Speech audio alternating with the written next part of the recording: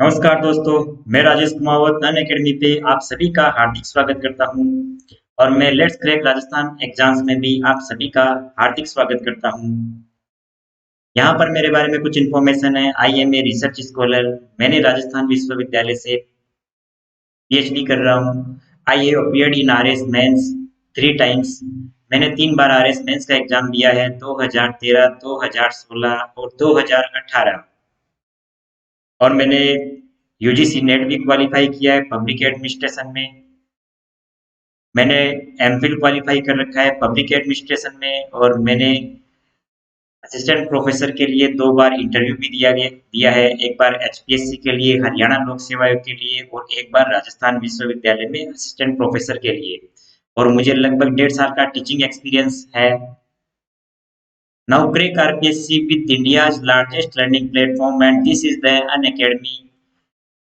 How to register for Unacademy. Unacademy पर आपको register कैसे होना है? रजिस्टर होने के लिए आपको प्ले स्टोर से सबसे पहले अनअकैडमी लर्निंग ऐप इंस्टॉल करना होगा। इंस्टॉल होने के बाद में आपको उसका सब्सक्रिप्शन लेना पड़ेगा, और सब्सक्रिप्शन के बाद में आपको अनअकैडमी पर कुछ फायदे होंगे, जिनमें है daily live class. Daily live class में आप एजुकेटर्स के साथ चैट कर पाएंगे, उनके साथ इंगेज हो पाएंगे, उनके साथ डिस्कशन कर सकेंगे, उनसे अपने डाउट्स पूछ सकेंगे और आंसर कॉल में हिस्सा ले सकेंगे। और जो दूसरा फायदा होगा वो होगा लाइव टेस्ट एंड क्विजेज। अगर कोई भी एस्पिरेंट किसी के एग्जाम की तैयारी कर रहा है तो उसके लिए जरूरी होता है कि वो अपने आप को लगातार इवेल्युएट करता रहे, और इस इवेल्युएशन के लिए जरूरी होता है वो लगातार जो क्विज के लिए प्रैक्टिस करता रहे। जिस हिसाब के एग्जाम्स में क्वेश्चन आने हैं उसी हिसाब के क्वेश्चन की वो प्रैक्टिस करे। और अनअकैडमी आपको ये सुविधा अवेलेबल करवाती है मॉक टेस्ट की और क्विजेज की। इससे आप अपनी तैयारी को लगातार एनालिसिस कर पाएंगे और परफॉर्मेंस में एनालिसिस कर पाएंगे, जिससे कि आपकी तैयारी में लगातार सुधार होता रहेगा। इसके बाद हम देखते हैं स्ट्रक्चर्ड कोर्सेज। स्ट्रक्चर्ड कोर्सेज में आपको यहाँ पर अनअकैडमी में व्यवस्थित कोर्स मिलेंगे। अगर आप आरएस की तैयारी कर रहे हैं तो आपको आरएस प्री, आरएस मेंस और इंटरव्यू तक के कोर्स यहाँ पर आपको एक व्यवस्थित तरीके से मिलेंगे, और वो भी सेगमेंट के हिसाब से। और इसके बाद में जो आपको फायदा होगा वो होगा अनलिमिटेड एक्सेस। अगर आपने एक बार भी अनअकैडमी पे सब्सक्रिप्शन ले लिया है तो आपको दोबारा से फीस जमा कराने की आवश्यकता नहीं पड़ेगी, और आप एक सर्टेन पीरियड के लिए अनलिमिटेड एक्सेस कर सकते हैं। आपने जिस कोर्स में एडमिशन लिया है आप उसके अलावा बाकी के कोर्सेज के वीडियो भी देख सकते हैं। बस आपको एक ही बार यहाँ पर सब्सक्रिप्शन लेना है, और एक सर्टेन पीरियड के लिए आप सभी तरीके के जो कोर्स है वो यहाँ पर ले सकते हैं, उनको वीडियो देख सकते हैं। अब हम देखते हैं अनअकैडमी की फीस स्लाइड्स। अनअकैडमी की जो फीस स्लाइड्स है वो 1 मंथ की फीस यहाँ पर होगी 1400 रुपए। 3 मंथ्स की फीस यहाँ पर होगी 3500 रुपए। 6 मंथ की फीस यहाँ पर होगी 5600 रुपए, और जो 12 मंथ की फीस है वो होगी 7000 रुपए। और इसमें अगर आप मेरा प्रोमो कोड अप्लाई करते हैं लाइव आर के, जी हाँ याद रखिए लाइव आर के प्रोमो कोड अगर आप अप्लाई करते हैं तो आपको 10% डिस्काउंट मिलेगा अनअकैडमी में। और इस ये 10% डिस्काउंट के बाद में आपकी जो फीस है वो 1 मंथ की फीस हो जाएगी 1260 रुपए। 3 मंथ की फीस हो जाएगी 3150 रुपए। 6 मंथ की फीस हो जाएगी 5040 रुपए। और 12 मंथ की फीस हो जाएगी 6300 रुपए।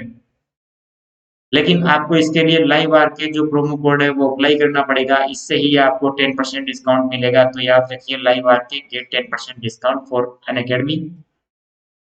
इसके बाद में हम देखते हैं 24 मंथ की जो फीस है वो रहेगी 8400 रुपए। और इसमें अगर आपको लाइव आर के प्रोमो कोड अप्लाई करते हैं जिससे कि आपको 10% डिस्काउंट मिलेगा, तो आपको फीस हो जाएगी 7560 रुपए। लेकिन आपको लाइव आके प्रोमो कोड अप्लाई करना होगा और उसी से आपको 10% डिस्काउंट मिलेगा। तो चलिए दोस्तों, आज हम देखते हैं अपना टॉपिक। आज हमारा टॉपिक एमसीक्यू का रहेगा। मल्टीपल चॉइस क्वेश्चन आज हम देखेंगे। हमने पिछले लेक्चर में राजस्थान लोक सेवा आयोग पढ़ लिए हैं, और एक हमने राजस्थान राज्य मानवाधिकार आयोग के लेक्चर भी हो गया है हमारा। तो अब हम इन दोनों से संबंधित एमसीक्यू देख लेते हैं, उनकी स्टडी कर लेते हैं। एमसीक्यू अपनी प्रिपरेशन के लिए जरूरी है। तो आइए बढ़ते हैं एमसीक्यू की तरफ। ये आपके सामने पहला क्वेश्चन है। पहला क्वेश्चन है, राजस्थान की राज्य सरकार ने राजस्थान राज्य मानवाधिकार आयोग के गठन की अधिसूचना कब जारी की? यहाँ पर आपके सामने जो अवेलेबल ऑप्शन है वो है, पहला ऑप्शन है 16 मार्च 2001। जी आप भी बिल्कुल आंसर दीजिए जिससे कि आप असेस कर पाए, आप अपनी तैयारी को भी देख सके। आंसर देने का प्रयास कीजिए जी बिल्कुल। तो जो पहला ऑप्शन है वो है 16 मार्च 2001। ये ऑप्शन बिल्कुल गलत है। इसके बाद में दूसरा ऑप्शन होगा 17 जनवरी 1998। ये वाला ऑप्शन भी हम मानवाधिकार आयोग में देख चुके हैं। ये वाला डेट नहीं है जिस दिन मानवाधिकार आयोग की स्थापना हुई थी या उसका गठन हुआ था, तो ये वाला ऑप्शन भी हम गलत करते हैं। इसके बाद में है तीसरा ऑप्शन 19 फरवरी 1997। जी बिल्कुल, ये वाला ऑप्शन भी गलत है। अब हम देखते हैं लास्ट ऑप्शन और चौथा ऑप्शन, ये है 18 जनवरी 1999। जी हाँ दोस्तों, हमने देखा था मानवाधिकार आयोग में कि मानवाधिकार आयोग की स्थापना कब हुई थी, और हमने बिल्कुल उसे उसे अच्छे से पढ़ा था, बार बार रिवाइज भी किया था कि 18 जनवरी 1999 को मानवाधिकार आयोग की स्थापना हुई थी। और ये क्वेश्चन है RS प्री 2013। जी याद रखिए इसको। मानवाधिकार आयोग की स्थापना कब हुई थी? 18 जनवरी 1999। एग्जैक्ट डेट आप याद रखिए। गठन गठन होना या स्थापना होना या स्थापना की अधिसूचना जारी होना, ये सब एक ही बात होती है। ठीक है दोस्तों, याद रखिए मानवाधिकार आयोग की स्थापना कब हुई थी? 18 जनवरी 1999। अब आपके सामने है दूसरा क्वेश्चन है, राजस्थान राज्य मानवाधिकार आयोग ने कब से कार्य आरंभ किया? जी बिल्कुल, इसको मार्क कर लीजिए। क्वेश्चन पूछ रहा है मानवाधिकार आयोग ने कब से कार्य आरंभ किया। तो यहाँ पर दो चीज होती है, एक तो होता है गठन और एक होता है कार्य आरंभ। कार्य आरंभ या उसका प्रभावी होना या उसका क्रियाशील होना। हमने देखा था कि जो मानवाधिकार आयोग है उसकी अधिसूचना में लिखा हुआ है कि जिस दिन मानवाधिकार आयोग के अध्यक्ष या सदस्य की नियुक्ति हो जाएगी, उसी दिन से जो मानवाधिकार आयोग है वो प्रभावी माना जाएगा, या वो उस दिन से कार्य आरंभ उसका माना जाएगा, या उस दिन से वो क्रियाशील माना जाएगा। तो हमने देखा था 23 मार्च 2000 को हमने देखा था कि राजस्थान राज्य मानवाधिकार आयोग की पहली अध्यक्ष पहली अध्यक्ष कौन थी? जी हाँ, हमने पढ़ा था कांता भटनागर राजस्थान राज्य मानवाधिकार आयोग की पहली अध्यक्ष है। तो इन्होंने जो अपना कार्यभार है वो 23 मार्च 2000 को संभाल लिया था। और इसी डेट से जी याद रखिए, 23 मार्च 2000 की डेट से ही राजस्थान राज्य मानवाधिकार आयोग प्रभावी माना जाता है। तो ये सब देखने के बाद अब हम चलते हैं अवेलेबल ऑप्शन में। पहला ऑप्शन आपके सामने है अप्रैल 2011। जी बिल्कुल गलत ऑप्शन है, ये क्रॉस कर देते हैं इसको। दूसरा ऑप्शन आपके सामने है तीसरा ऑप्शन आपके सामने है मार्च 2002। बिल्कुल ये डेट नहीं है, तो हम इसे भी क्रॉस कर देते हैं। इसके बाद में जो फोर्थ ऑप्शन है वो है जनवरी 1999। जनवरी 1999 को मानवाधिकार आयोग का गठन हुआ था। तो यहाँ पर पूछ रहा है कब से कार्य आरंभ, और कार्य आरंभ मैंने बताया किस दिन से माना जाता है, जिस दिन से अध्यक्ष और सदस्यों की नियुक्ति हो जाती है उस दिन कार्य आरंभ इसका माना जाता है। तो जो फोर्थ नंबर का ऑप्शन है उसे भी हम गलत करते हैं। अब हम देखते हैं सेकंड ऑप्शन दे रखा है मार्च 2000। मार्च 2000 वाला जो ऑप्शन है हमने देखा है 23 मार्च 2000 को ही कांता कुमारी भटनागर ने अध्यक्ष के रूप में अपना कार्यभार संभाल लिया था। तो सेकंड ऑप्शन यहाँ पर बिल्कुल सही आंसर होगा। ठीक है, सेकंड ऑप्शन यहाँ पर सही आंसर है। अब हम बढ़ते हैं आगे की तरफ। आप क्विज में हिस्सा लीजिए और आंसर देने का प्रयास कीजिए। जी बिल्कुल, आप क्विज में हिस्सा लीजिए। अब हम देखते हैं अगला क्वेश्चन। अगला क्वेश्चन है, राजस्थान मानवाधिकार आयोग के किसी सदस्य द्वारा अधिकतम किस उम्र तक पद धारित किया जा सकता है? मानवाधिकार आयोग के किसी सदस्य का पूछ रहा है ये। और अधिकतम अधिकतम किस उम्र तक? तो हमने देखा था एक तो 2006 का संशोधन अधिनियम, उसमें इसकी उम्र बता रखी है 5 वर्ष या 70 वर्ष। मानवाधिकार आयोग के सदस्य और अध्यक्ष दोनों का जो कार्यकाल है वो सेम ही रहता है। लेकिन इसके बाद में हमने देखा है संरक्षण अधिनियम संशोधन अधिनियम 2019, मानवाधिकार संशोधन अधिनियम 2019। इसमें मानवाधिकार आयोग के अध्यक्ष और सदस्य की जो उम्र कर दी गई है वो है 3 वर्ष या 70 वर्ष, जो भी पहले हो। तो अब हम देखते हैं कि अवेलेबल ऑप्शन में जो पहला ऑप्शन है वो है 65 वर्ष, तो ये गलत आंसर है। सेकंड ऑप्शन हम देखते हैं 62 वर्ष, जी ये भी गलत आंसर है। अगर आरपीएससी होता तो ये सही होता। इसके बाद में तीसरा हम देखते हैं 67 वर्ष, जिसे तो आप बिना सोचे समझे क्रॉस मार सकते हैं, किसी भी आयोग की ये कार्यकाल की उम्र नहीं है। उसके बाद में जो फोर्थ ऑप्शन है वो हम देखते हैं 70 वर्ष, तो जो 70 वर्ष है वो बिल्कुल सही आंसर है। और जो मानवाधिकार आयोग है केवल उसी के अध्यक्ष और सदस्यों का जो कार्यकाल है अधिकतम उम्र वो 70 वर्ष है। बाकी पॉलिटी में किसी भी और आयोग का कार्यकाल 70 वर्ष नहीं है।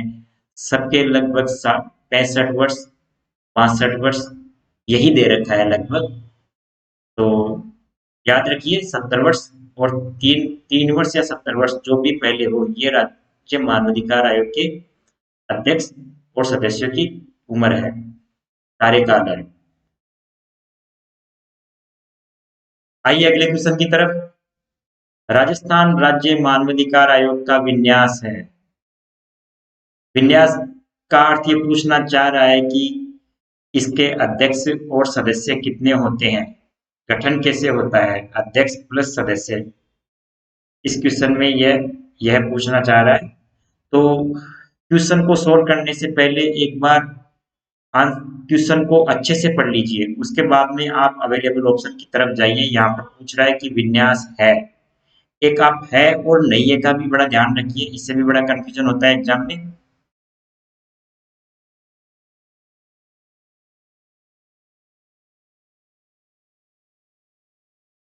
तो हम देखते हैं अब अवेलेबल ऑप्शन। जो सेकंड ऑप्शन है वो दे रखा है यहाँ पे एक अध्यक्ष, एक उपाध्यक्ष और एक सचिव। तो ये ऑप्शन जब सचिव को विन्यास में गिना ही नहीं जाता है तो ये ऑप्शन वैसे ही गलत हो जाता है। उसके बाद में हम देखते हैं तीसरा ऑप्शन। तीसरे ऑप्शन में दे रखा है एक अध्यक्ष एवं 2 सदस्य। मैं फिर से आपको संशोधन अधिनियम 2006 समझाता हूं और 2019 एक बार फिर से बताता हूं। अध्यक्ष प्लस सदस्यों के बारे में या उनके जो सदस्य हैं उनके टोटल संख्या कितनी होती है उसके बारे में। 2006 का संविधान संशोधन अधिनियम कहता है कि राजस्थान राज्य मानवाधिकार आयोग के अध्यक्ष प्लस सदस्यों की संख्या 1+2 होगी। इसका अर्थ है इसमें एक तो अध्यक्ष होगा और 2 इसके सदस्य होंगे। लेकिन 2019 का संशोधन अधिनियम कहता है कि इसमें 1+3 सदस्य होंगे, जो 3 सदस्यों में एक महिला का होना आवश्यक है। तो नया संशोधन अधिनियम कौन सा है, 2019 का है। पहले वाले में संशोधन हो चुका है तो हम नए के हिसाब से ही आंसर को सोल्व करेंगे, हम पुराने के हिसाब से नहीं चलेंगे जी, थोड़ा अपडेट होना भी जरूरी है। अब हम देखते हैं एक अध्यक्ष एवं 2 सदस्य हैं, ये 2006 के हिसाब से तो बिल्कुल सही है लेकिन अब के हिसाब से गलत है, तो हम इसे भी गलत ऑप्शन मानते हैं। इसके बाद में है तीसरा ऑप्शन एक अध्यक्ष और 4 सदस्य, जी ये भी गलत आंसर होगा। और जो पहला ऑप्शन है वो होगा एक अध्यक्ष एवं 3 सदस्य, तो 2019 के अनुसार या मानवाधिकार आयोग में एक अध्यक्ष और 3 सदस्य वर्तमान में होते हैं। तो ये आप ऑप्शन सही लगाइए, ये बिल्कुल सही आंसर होगा। जी साथ साथ में आप भी आंसर देने का प्रयास कीजिए। अब हम देखते हैं अगला क्वेश्चन।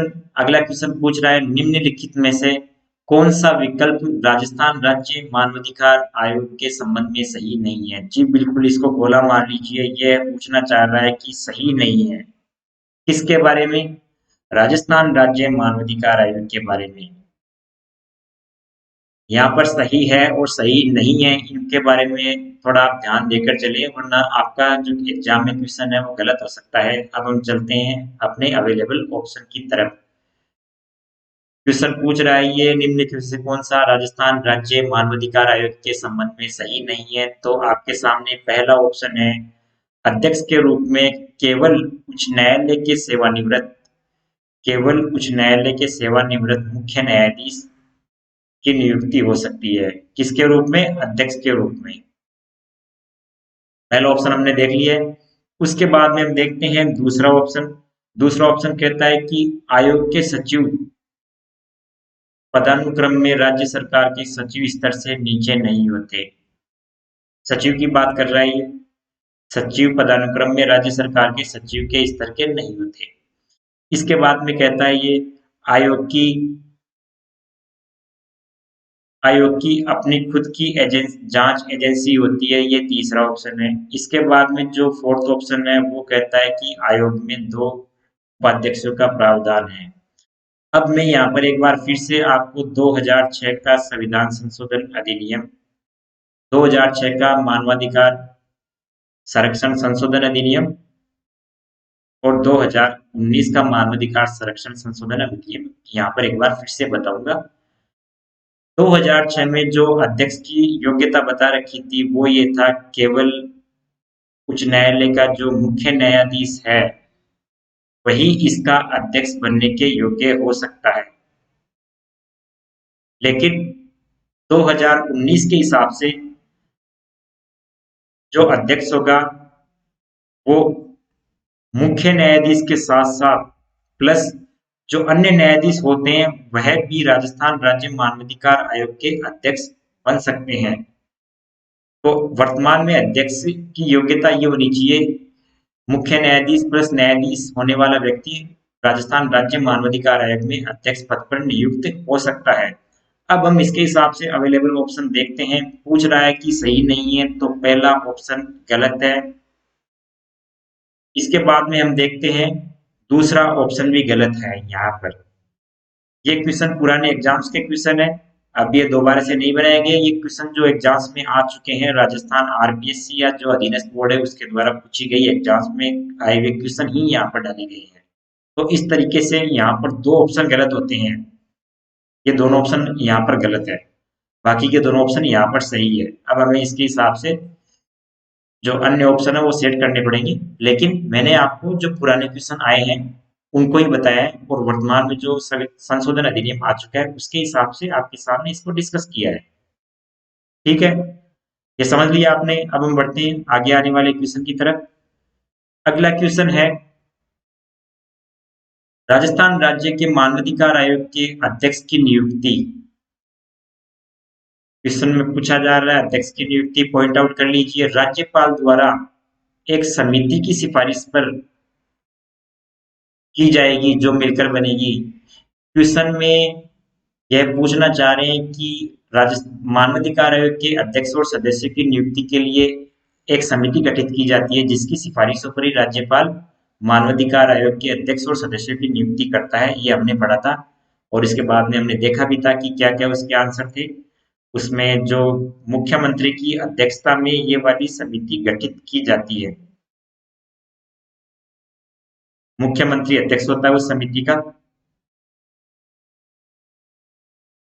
आइए अवेलेबल ऑप्शन की तरफ देखते हैं।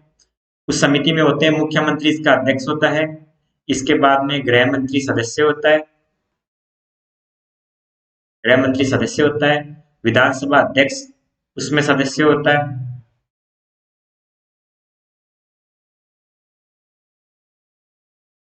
विधानसभा अध्यक्ष इस समिति में सदस्य होता है और इसके बाद में नेता प्रतिपक्ष कहाँ पर? प्रतिपक्ष का नेता विधानसभा में, प्रतिपक्ष का नेता भी इसका सदस्य होता है। तो ये चारों लोग इस समिति में सदस्य होते हैं। अब हम इसके हिसाब से अवेलेबल ऑप्शन देखते हैं। यहाँ पर दिया हुआ है मुख्य न्यायमूर्ति।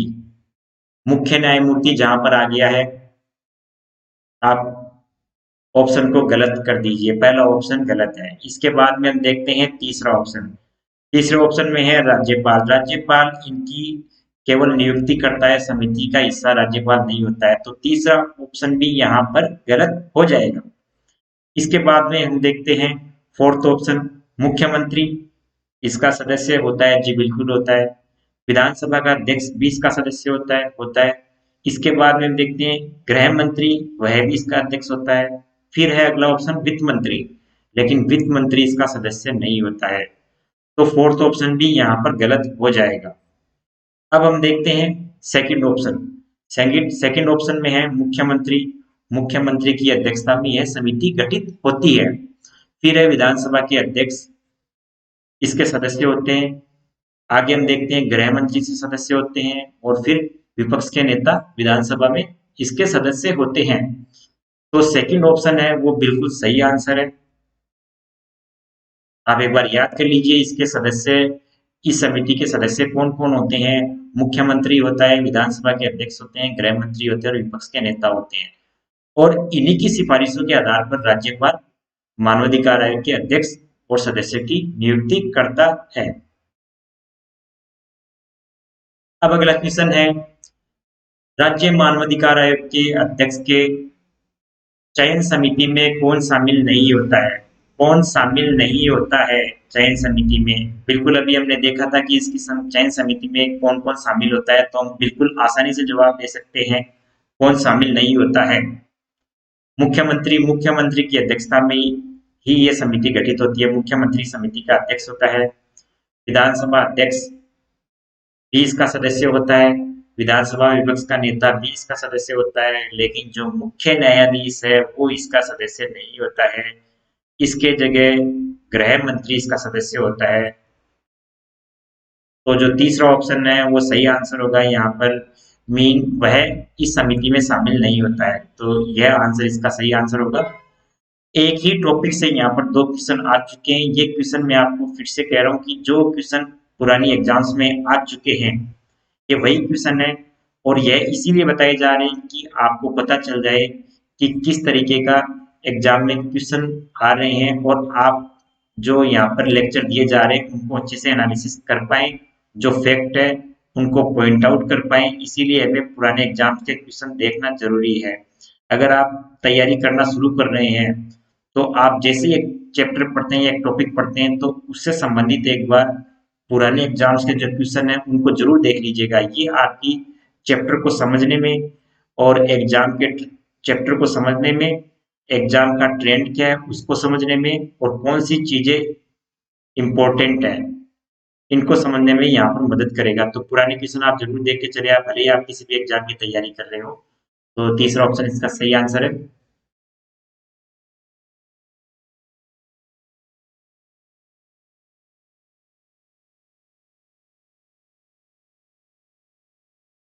अगला क्वेश्चन आपके सामने है, निम्नलिखित में से कौन से कथन राजस्थान राज्य मानवाधिकार आयोग के बारे में सही नहीं है। यह पूछना चाह रहे हैं कि कथन दिए हुए हैं आपके सामने चार, उनमें कौन से क्वेश्चन मानवाधिकार आयोग के बारे में सही है।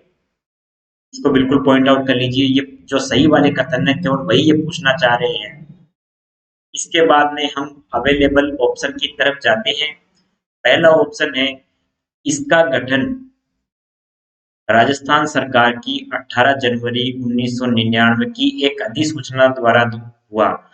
हमने अपने लेक्चर में भी देखा है और अभी पिछले आने वाले क्वेश्चन में भी हमने देखा है कि 18 जनवरी को राजस्थान राज्य मानवाधिकार आयोग की स्थापना हुई थी। उसी दिन इसके गठन की अधिसूचना जारी हुई थी। तो पहला ऑप्शन बिल्कुल सही है, पहला कथन सही है। इसके बाद में हम बढ़ते हैं सेकंड ऑप्शन की तरफ। सेकंड ऑप्शन कह रहा है कि यह आयोग मार्च 2000 से क्रियाशील हुआ। आयोग क्रियाशील किस दिन से हुआ? मार्च 2000। मैंने बताया था आपको, कांता भटनागर है पहली इसकी अध्यक्ष है। उन्होंने 23 मार्च 2000 को मानवाधिकार आयोग का कार्यभार संभाल लिया था, और उसी दिन से राजस्थान मानवाधिकार आयोग प्रभावी या क्रियाशील माना जाता है। तो जो सेकंड ऑप्शन है वह भी सही होगा। अब देखते हैं तीसरा ऑप्शन, मानवाधिकार संरक्षण संशोधन अधिनियम 2006 के अनुसार आयोग में एक अध्यक्ष, एक तो यहाँ पर पूछ रहा है संशोधन अधिनियम 2006, एक अध्यक्ष एवं 3 सदस्यों का प्रावधान किया गया है।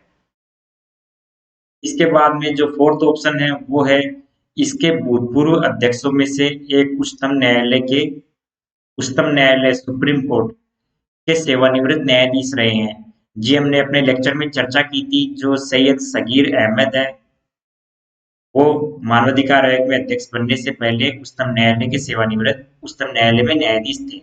सगीर अहमद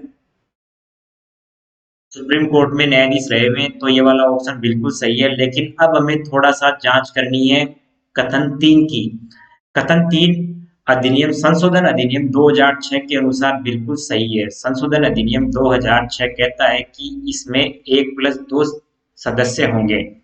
लेकिन अब अगर ये क्वेश्चन आता है तो यहाँ पर 2006 का उल्लेख नहीं होगा, यहाँ पर संशोधन अधिनियम 2019 का उल्लेख होगा। और इसके अनुसार यहाँ पर 1+3 जो ऑप्शन है वो होना चाहिए था। और उसी के अनुसार फिर यहाँ पर जो नीचे दिए गए जो कूट है वो आएंगे। तो मेरा प्रयास आपको समझाने का है कैसे क्वेश्चन आ रहे हैं और एग्जाम में कैसे क्वेश्चन आ रहे हैं। 2006 का संशोधन अधिनियम क्या है और 2019 का संशोधन अधिनियम क्या है, तो आप इससे दोनों को याद रखिए। चलिए बढ़ते हैं आगे। अगला क्वेश्चन है, राजस्थान राज्य मानवाधिकार आयोग के बारे में क्या सत्य नहीं है। क्वेश्चन पूछना चाह रहा है ये कि क्या सत्य नहीं है। इसको बिल्कुल मार्क कर लीजिए क्वेश्चन को पहले, क्या सत्य नहीं है या क्या सत्य है, ये पूछना चाह रहे हैं क्या सत्य नहीं है।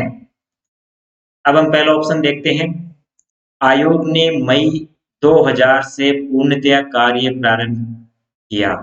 मई 2000 से ये बता रहा है कि आयोग ने कार्य करना शुरू किया या आयोग प्रभावी हुआ। तो ये डेट मई 2000 नहीं थी, ये मार्च 2000 थी। मार्च 2000 में कांता भटनागर ने अध्यक्ष के रूप में पदभार संभाला था, 23 मार्च।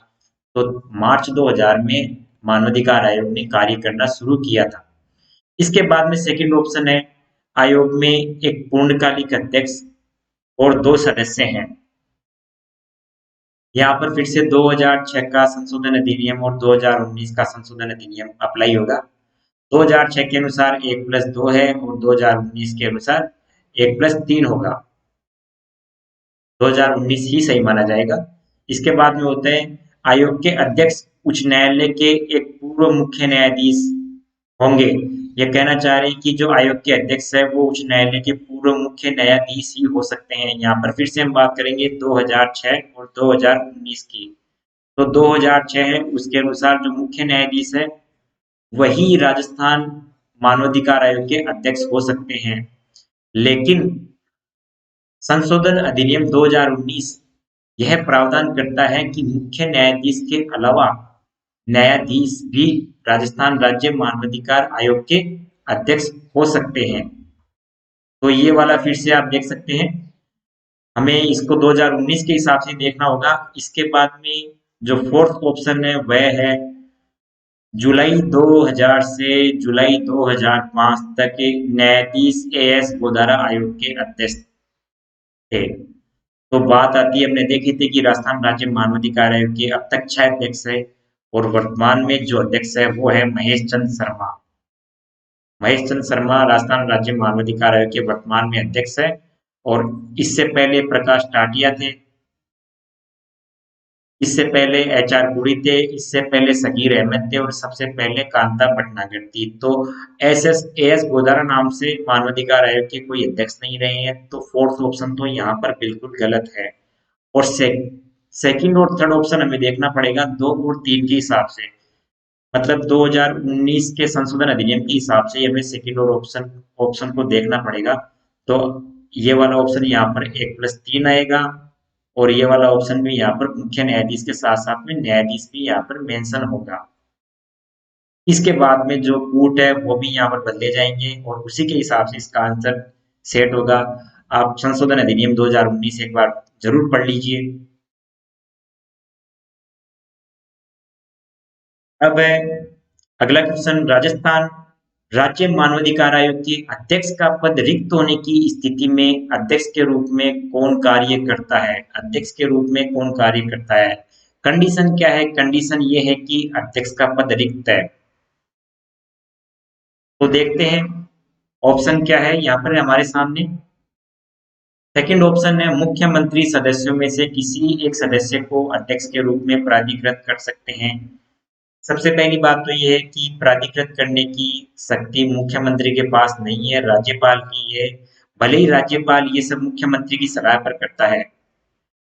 इसके बाद में हम देखेंगे थर्ड ऑप्शन होगा राष्ट्रपति एक नए अध्यक्ष की नियुक्ति करेंगे। राष्ट्रपति का राज्य मानवाधिकार आयोग के अध्यक्ष और सदस्य की नियुक्ति में किसी भी प्रकार की कोई हिस्सेदारी नहीं होती है, वह केवल उनको नियुक्त करता है, वह उनको केवल उनके पद से हटा सकता है, उसकी नियुक्ति में कोई हिस्सेदारी नहीं होती है। इसके बाद देखते हैं गृह विभाग के मंत्री किसी भी सदस्य को अध्यक्ष के रूप में नियुक्त करने के लिए कार्य करने के लिए नियुक्त करेंगे। तो गृह विभाग के मंत्री भी यहाँ पर शामिल नहीं होते हैं। तो आपके सामने फोर्थ ऑप्शन गलत है, थर्ड ऑप्शन गलत है, सेकंड ऑप्शन यहाँ पर गलत है। अब हम देखते हैं पहला ऑप्शन। पहला ऑप्शन है राज्यपाल सदस्यों में से किसी एक सदस्य को अध्यक्ष के रूप में प्राधिकृत कर सकते हैं। राज्यपाल ही अध्यक्ष और सदस्यों की नियुक्ति करते हैं। तो इसलिए जो ऑप्शन 1 है वो बिल्कुल सही आंसर होगा यहाँ पर, कि अगर अध्यक्ष का पद रिक्त है तो राज्यपाल एक कार्यवाहक अध्यक्ष बनाएगा, जो अध्यक्ष के रूप में जब तक नया अध्यक्ष आ जाता है तब तक कार्य करेगा।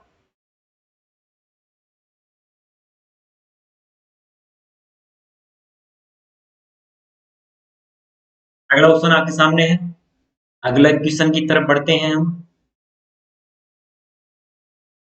मानवाधिकार संरक्षण अधिनियम 1993 के किस अनुच्छेद के अंतर्गत राजस्थान राज्य मानवाधिकार आयोग को वित्तीय स्वायत्तता प्राप्त है? ऐसे क्वेश्चन कभी कभार ही पूछे जाते हैं, लेकिन अगर आ गया है तो हमें देख लेना चाहिए कि जो मानवाधिकार संरक्षण अधिनियम है 1993, उसके किस अनुच्छेद के अंतर्गत मानवाधिकार आयोग को वित्तीय स्वायत्तता प्राप्त है। कौन सी स्वायत्तता की बात कर रहा है ये? वित्तीय स्वायत्तता। तो जो यहाँ पर ऑप्शन 1 है वो गलत है, ऑप्शन 2 है वो भी गलत है। ये जो अनुच्छेद दिए गए हैं ये मानवाधिकार संरक्षण अधिनियम 1993 के अनुच्छेद दिए गए हैं, ये संविधान के अनुच्छेद नहीं है, एक चीज ध्यान रखिएगा। ऑप्शन 3 भी गलत है और ऑप्शन 4 है वो बिल्कुल सही आंसर होगा। अनुच्छेद 33 के अंतर्गत मानवाधिकार आयोग को वित्तीय स्वायत्तता दी गई है। वित्तीय स्वायत्तता मानवाधिकार आयोग को कौन से अधिनियम के तहत, कौन से अनुच्छेद के तहत दी गई है? अनुच्छेद 333। और ये अनुच्छेद 333 मानवाधिकार संरक्षण अधिनियम 1993 के अनुच्छेद है, ये संविधान के अनुच्छेद नहीं है। आइए आगे बढ़ते हैं। अब है निम्न में से कौन राजस्थान राज्य मानवाधिकार आयोग का अध्यक्ष नहीं था? क्वेश्चन है अध्यक्ष नहीं था। तो पहला ऑप्शन हम देखते हैं जस्टिस कांता भटनागर, ये पहली अध्यक्ष थी राजस्थान मानवाधिकार आयोग की। इसके बाद में हम देखते हैं तीसरा ऑप्शन, ये है जस्टिस एन के जैन, जस्टिस नगेंद्र कुमार जैन, ये मानवाधिकार आयोग के तीसरे अध्यक्ष रहे हुए हैं। इसके बाद में हम देखते हैं fourth option justice Sagir Ahmad, justice Sagir Ahmad मानवाधिकार आयोग के चौथे अध्यक्ष रहे हुए हैं और ये सुप्रीम कोर्ट के भी न्यायाधीश रहे हुए हैं, जस्टिस सगीर अहमद। तो जस्टिस कांता भटनागर मानवाधिकार आयोग की अध्यक्ष रही है, जस्टिस एन के जैन मानवाधिकार आयोग की अध्यक्ष रहे हैं, जस्टिस एस सगीर अहमद मानवाधिकार आयोग के अध्यक्ष रहे हैं। तो ऑप्शन 2 यहाँ पर आंसर होगा कि जस्टिस प्रेमचंद जैन मानवाधिकार आयोग के अध्यक्ष कभी नहीं रहे हैं। इसके अलावा हम देख लेते हैं यहाँ पर कि इसके अलावा बाकी के जो अध्यक्ष है, 3 अध्यक्ष तो यहाँ पर बता दिए गए हैं और अब तक मानवाधिकार आयोग के 6 अध्यक्ष बने हैं। पहली अध्यक्ष है कांता भटनागर और दूसरे अध्यक्ष यहाँ पर हो जाएंगे, दूसरे अध्यक्ष यहाँ पर सगीर अहमद है और तीसरे अध्यक्ष यहाँ पर हो जाएंगे जस्टिस एन के जैन और जो चौथे अध्यक्ष है वो है एच आर पुरी। इसके बाद में आएंगे प्रकाश टाटिया। प्रकाश टाटिया मानवाधिकार आयोग के 5 नंबर के अध्यक्ष है और जो वर्तमान में जो अध्यक्ष है वो है महेश चंद्र शर्मा। महेश चंद्र शर्मा मानवाधिकार आयोग के वर्तमान अध्यक्ष है। तो ये 6 अध्यक्ष हमने सारे देख लिए। एच आर पुरी इसके अध्यक्ष रहे, प्रकाश टाटिया इसके अध्यक्ष रहे, महेश चंद्र शर्मा इसके अध्यक्ष रहे। जस्टिस सगीर अहमद इसके अध्यक्ष रहे। जस्टिस नगेंद्र कुमार जैन इसके अध्यक्ष रहे हैं। और जस्टिस कांता भटनागर मानवाधिकार आयोग की अध्यक्ष रहे हैं। तो जो जस्टिस प्रेमचंद है वह सही ऑप्शन होगा, वो मानवाधिकार आयोग के अध्यक्ष नहीं रहे हैं। जस्टिस प्रेमचंद जैन। अगला क्वेश्चन आपके सामने है, निम्न में से कौन सा एक राज्य मानवाधिकार आयोग का कार्य नहीं है? पूछा जा रहा है कि कार्य नहीं है, कौन सा कार्य मानवाधिकार आयोग नहीं करता है? पहला ऑप्शन आपके सामने है, मानवाधिकार आयोग मानवाधिकार के उल्लंघन की स्वेच्छा से जांच करना। मानवाधिकार के उल्लंघन की मानवाधिकार आयोग स्वेच्छा से या किसी अखबार की प्रति से या किसी की शिकायतों से इसकी जांच कर सकता है। तो जो पहला ऑप्शन होगा वो बिल्कुल मानवाधिकार आयोग का कार्य है ये। इसके बाद में हम देखते हैं किसी जेल को देखना। मानवाधिकार आयोग जेल और बंदी गृहों में से संबंधित मानवाधिकार के मामले भी देखता है। तो जो सेकंड ऑप्शन है वो भी यहाँ पर सही आंसर होगा, मतलब सेकंड ऑप्शन भी मानवाधिकार आयोग का कार्य है। इसके बाद में हम देखते हैं थर्ड ऑप्शन। थर्ड ऑप्शन में दिया गया है, मानवाधिकारों की सुरक्षा का अवलोकन करना। मानवाधिकार आयोग देखता है कि जो मानवाधिकार दिए गए हैं उनके संरक्षण की ये लगातार जो रिव्यू करता रहता है। और कहीं संविधान में ऐसा कोई उल्लेख है या कोई वैधानिक या संवैधानिक अधिनियम या रूल्स रेगुलेशन बनाए गए हैं जिनसे मानवाधिकार आयोग का वायलेशन हो रहा हो, तो ऐसे मामलों को भी मानवाधिकार उनका रिव्यू करता है। तो थर्ड ऑप्शन भी मानवाधिकार आयोग का कार्य है। इसके बाद में हम देखते हैं मानवाधिकारों का उल्लंघन करने वालों को सजा देना। यहाँ पर कह रहा है कि ये मानवाधिकार आयोग जो ह्यूमन राइट का वायलेशन करते हैं उनको सजा देता है। यहाँ पर हमने चर्चा की थी कि मानवाधिकार आयोग की जो प्रकृति होती है वो परामर्शी होती है। वो संबंधित अधिकारी या राज्य सरकार को यही बता सकता है कि संबंधित व्यक्ति या लोक सेवक इस आरोप में दोषी पाया गया है मानवाधिकार उल्लंघन के मामले में, तो उसको सजा दी जानी चाहिए या उस पर कोई जुर्माना भरा जाना चाहिए। लेकिन मानवाधिकार आयोग स्वयं उसको सजा नहीं दे सकता। तो इस तरीके से जो चौथा ऑप्शन है वो मानवाधिकार आयोग का कार्य नहीं है और यही इसका राइट आंसर होगा। ठीक है, इस तरीके से हमने कार्य देख लिए। इसके अलावा मानवाधिकार आयोग कार्य करता है, यह एनजीओ को प्रोत्साहित करता है, यह लोगों में जागरूकता लाता है, यह मानवाधिकार से संबंधित रिसर्च करता है। इस तरह बाकी के कार्य मानवाधिकार के और है। ओके, कार्य हो चुके हैं इस वाले क्वेश्चन में। हमारे क्वेश्चन देखने का उद्देश्य है कि हमने जो स्टडी की है वो हम अपनी स्टडी को इवेल्युएट भी कर सके कि हमने कहाँ तक याद है, हम कहाँ तक पढ़ पाए, और साथ में हमें पता चल जाए एग्जाम्स में किस तरीके के क्वेश्चन आ रहे हैं और एग्जाम्स का ट्रेंड क्या है।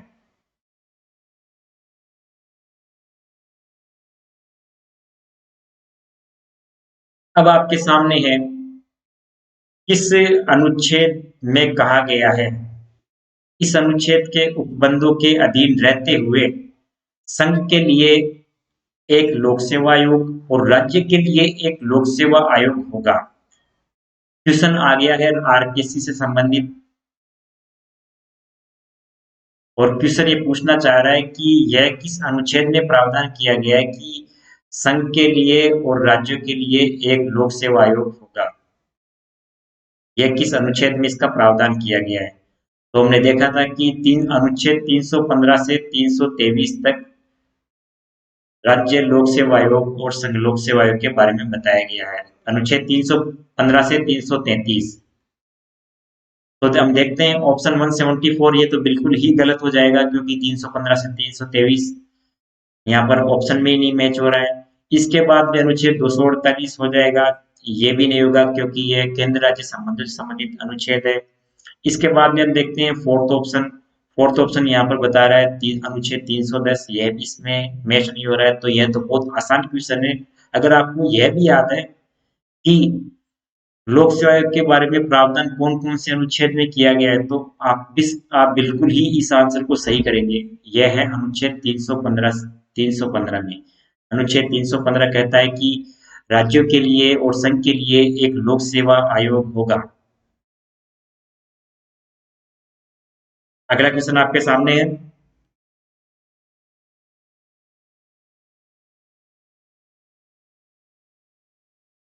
क्वेश्चन कहता है, राजस्थान लोक सेवा आयोग का अध्यक्ष एवं सदस्यों की नियुक्ति की जाती है। क्वेश्चन पूछना चाह रहा है कि राजस्थान के लोक सेवा आयोग के अध्यक्ष और सदस्य की नियुक्ति कैसे होती है, इनकी नियुक्ति कौन करता है। हम बढ़ते हैं अवेलेबल ऑप्शन की तरफ। यह दिया गया है कि केंद्रीय मंत्री परिषद। तो जो हमारी जो संघीय सरकार है या जो केंद्र की सरकार है, ये ऑप्शन कह रहा है कि उसके जो मंत्री परिषद है वो राजस्थान लोक सेवा आयोग के अध्यक्ष और सदस्य की नियुक्ति करेगी। यह ऑप्शन गलत है। हम इसके बारे में पढ़ चुके हैं, हम देखेंगे इसके आंसर क्या होगा। इसके बाद में है राज्यपाल की सलाह पर राष्ट्रपति करेगा। कि राष्ट्रपति लोक सेवा आयोग के अध्यक्ष और सदस्य की नियुक्ति नहीं करता है, वह केवल उनको पद से हटा सकता है जिनके कुछ आधार दिए गए हैं। तो ये वाला अधिकार राष्ट्रपति को नहीं है। इसके बाद में हम देखते हैं फोर्थ ऑप्शन कि प्रधानमंत्री की सलाह पर राष्ट्रपति द्वारा। तो नियुक्ति न तो राष्ट्रपति करता है और न ही प्रधानमंत्री सलाह देता है। ये किसी भी तरीके से इस मामले में इंटरफेयर नहीं करते हैं। इसके बाद में जो थर्ड ऑप्शन बचता है हमारे पास, पहला ऑप्शन गलत है, सेकंड ऑप्शन गलत है और फोर्थ ऑप्शन गलत है। अब मुख्यमंत्री की सलाह पर राज्यपाल द्वारा, ये बिल्कुल सही आंसर है कि लोक सेवा आयोग के अध्यक्ष और सदस्यों की नियुक्ति राज्यपाल करता है और मुख्यमंत्री उनको सलाह देता है। और जैसे कि अभी वर्तमान में अध्यक्ष नियुक्त हुए नए नए भूपेंद्र सिंह जी।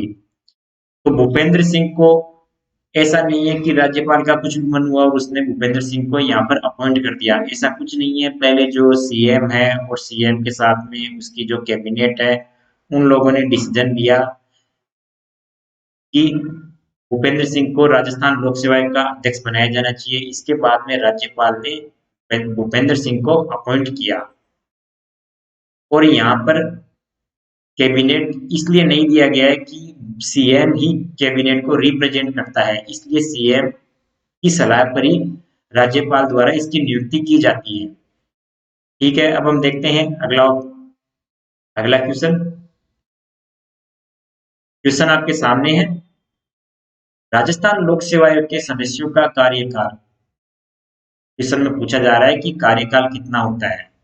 यहाँ पर एक चीज है, अध्यक्ष और सदस्यों का कार्यकाल सेम होता है।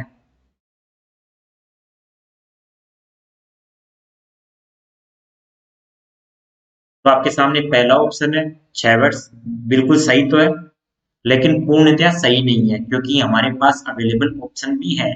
हमें आंसर अवेलेबल ऑप्शन के हिसाब से देना होता है। उसके बाद में सेकंड ऑप्शन है, थर्ड ऑप्शन देख लेते हैं एक बार, 65 वर्ष की आयु तक।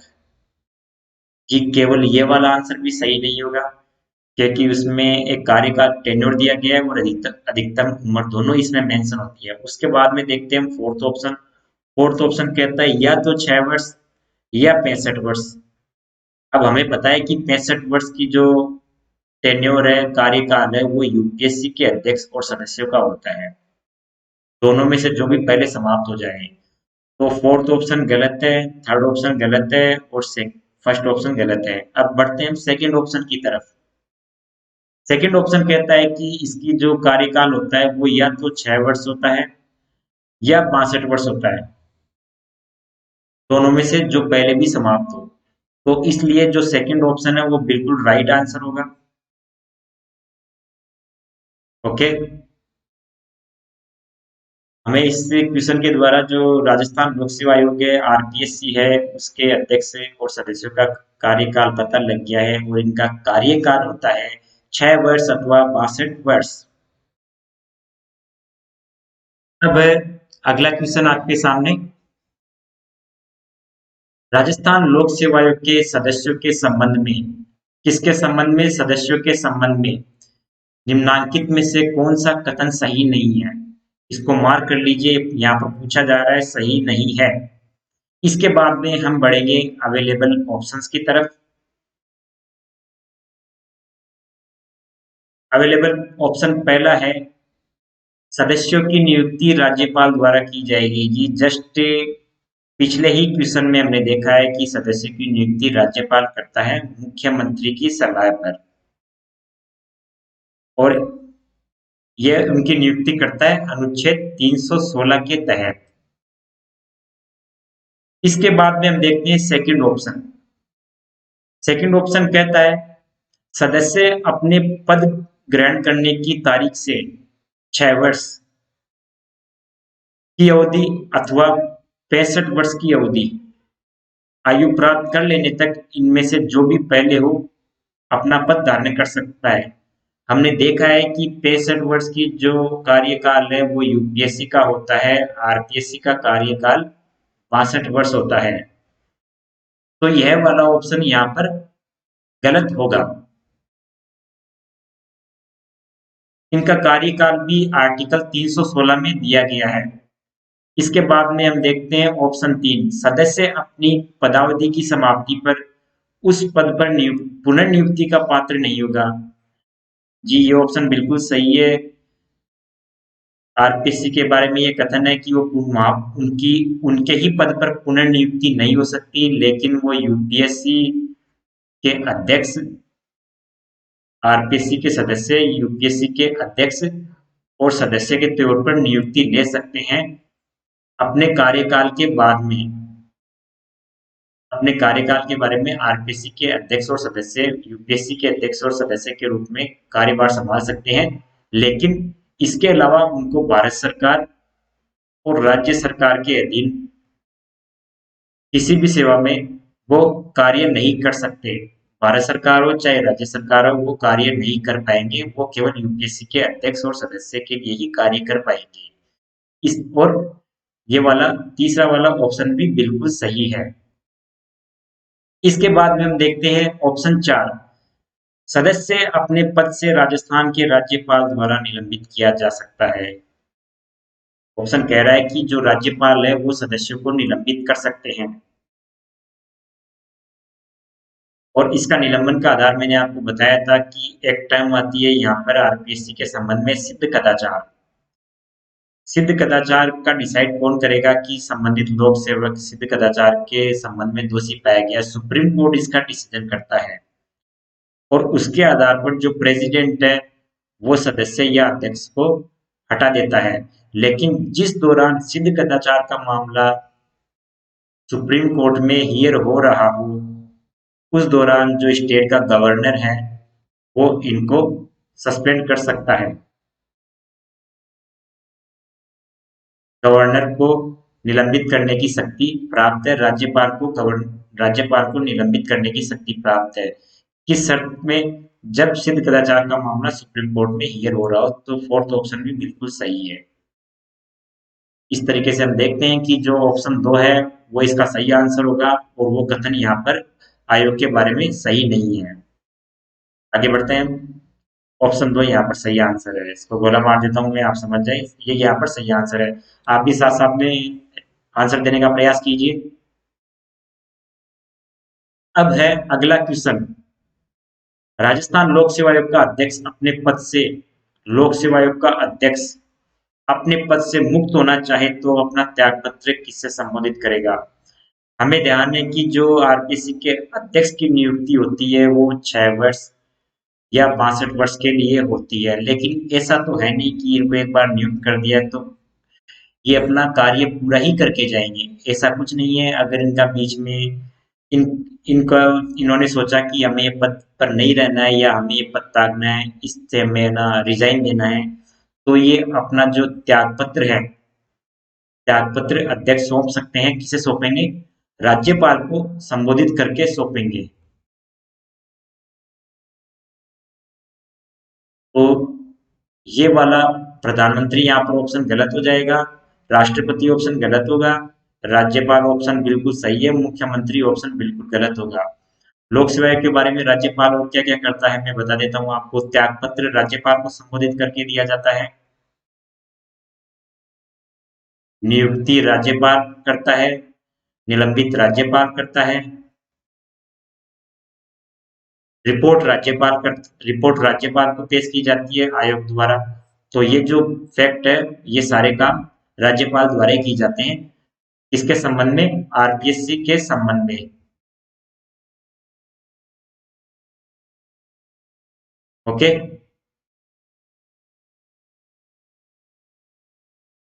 राज्यपाल ये सारे कार्य करता है।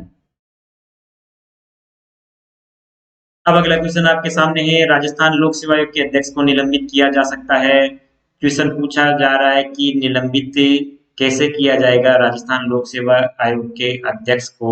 तो इसके बारे में हम अभी चर्चा कर चुके हैं जस्ट पिछले ही क्वेश्चन में। तो पहला ऑप्शन दे रखा है यहाँ पर, राजस्थान के मुख्यमंत्री द्वारा। मुख्यमंत्री केवल सलाह देता है राज्यपाल को कि इनकी नियुक्ति करनी है। निलंबन का अधिकार मुख्यमंत्री को नहीं है। इसके बाद में जो सेकंड ऑप्शन है वो होगा, मुख्य सचिव के द्वारा निलंबन किया जाता है। मुख्य सचिव का भी इसमें कोई रोल नहीं होता है। इसके बाद में थर्ड ऑप्शन है वो होगा राजस्थान के राज्यपाल द्वारा। ये वाला ऑप्शन बिल्कुल सही है।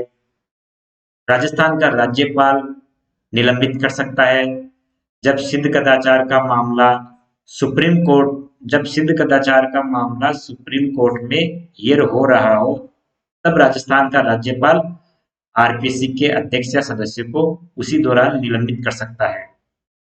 फोर्थ ऑप्शन भी यहाँ पर गलत होगा, क्योंकि उच्च न्यायालय के मुख्य न्यायाधीश निलंबन में कोई हिस्सा नहीं लेते हैं। तो सही आंसर आपके सामने हो जाएगा थर्ड ऑप्शन। पढ़ते हैं हम आगे अगले क्वेश्चन की तरफ। अगला क्वेश्चन है, राजस्थान लोक सेवा आयोग के सदस्यों की संख्या और सेवा शर्तों का निर्धारण कौन करता है। एक तो यहाँ पर पूछा जा रहा है कि सदस्यों की संख्या और सेवा शर्तों का निर्धारण कौन करता है। तो हमने एक चीज हमने अपने लेक्चर में देखी थी कि जो सदस्य संख्या है, आरपीसी के सदस्य संख्या और उसकी सेवा शर्तों का उल्लेख संविधान में नहीं दिया गया है। ये बताया नहीं गया है कि इनकी सदस्य संख्या कितनी होगी या सेवा शर्तें कैसी होगी, लेकिन सदस्य ना ही सदस्यों की योग्यता के बारे में बताया गया है। लेकिन ये मामला जो राजस्थान का राज्यपाल है उस पर छोड़ दिया गया है। वह जो करेगा वही यहाँ के सदस्यों की संख्या होगी।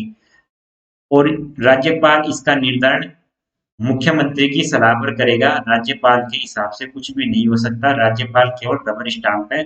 तो इसकी सलाह, इसके बारे में कौन बताएगा कि कितने सदस्य होने चाहिए या आरपीसी के अध्यक्ष और सदस्यों की सेवा शर्तें कैसी होनी चाहिए, इसका डिसीजन राज्यपाल लेगा। राज्यपाल इसका निर्धारण करेगा मुख्यमंत्री की सलाह के आधार पर।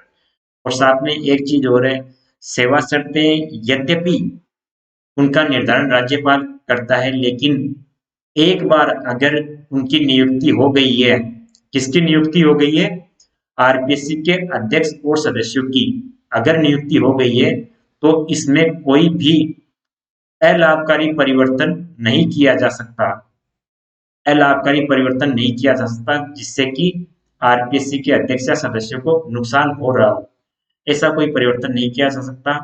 बाकी सेवा शर्तें और सदस्यों की संख्या के निर्धारण का अधिकार राज्यपाल को है। ऑप्शन एक बिल्कुल सही आंसर होगा। पढ़ते हैं अगले क्वेश्चन की तरफ।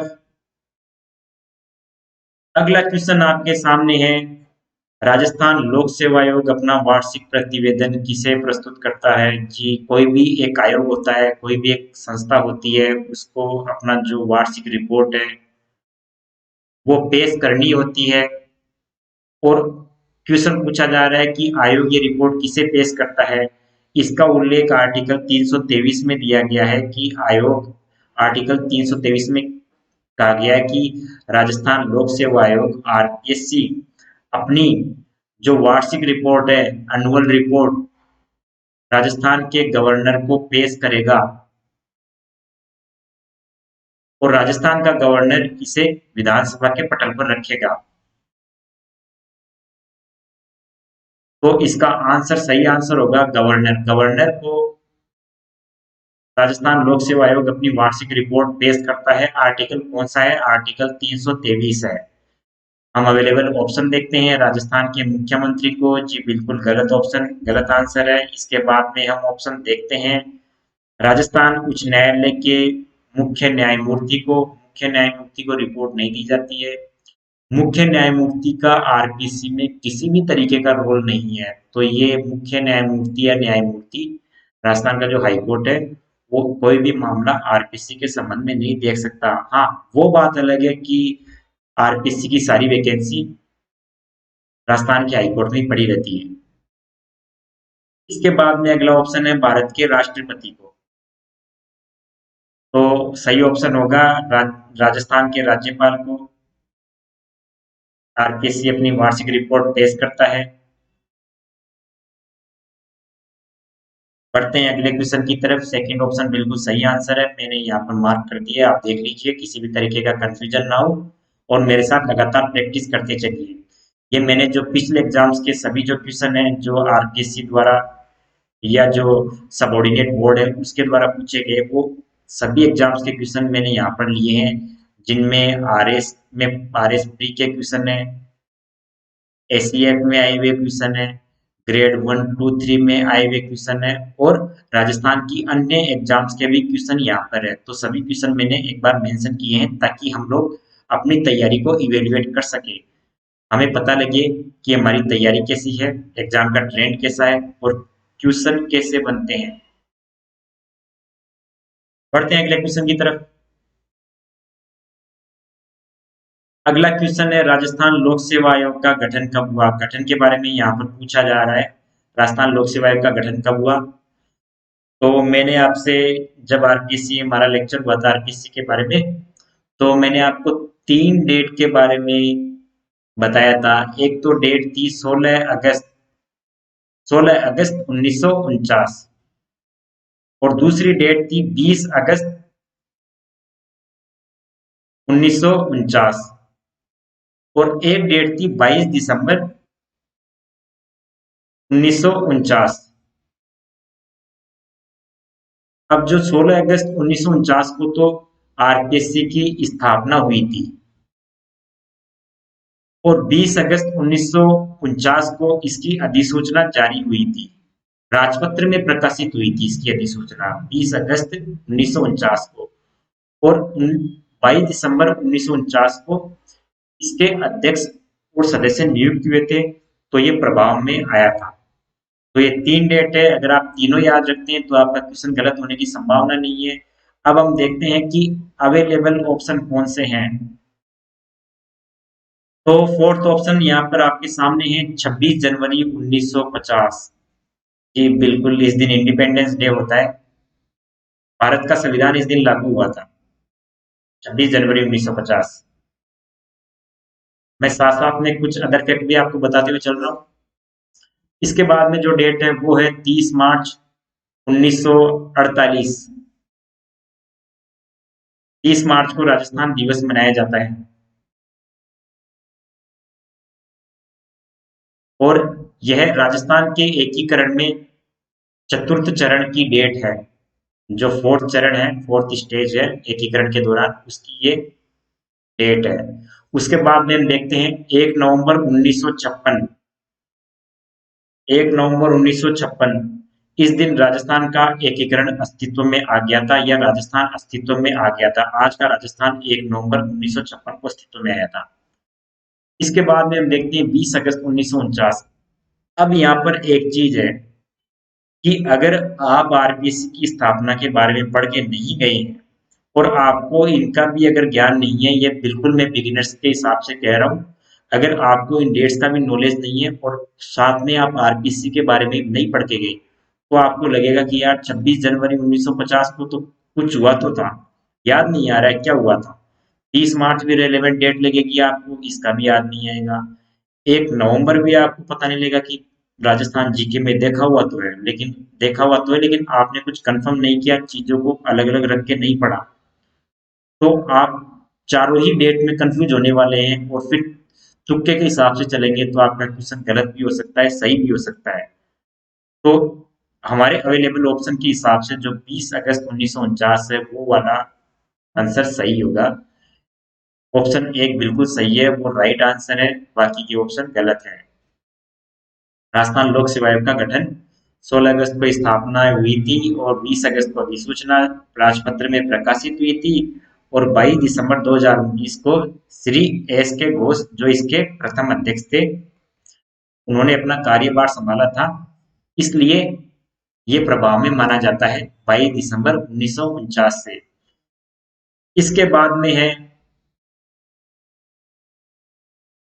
अगला क्वेश्चन, राजस्थान लोक सेवा आयोग के प्रथम अध्यक्ष कौन थे? प्रथम अध्यक्ष के बारे में पूछा जा रहा है।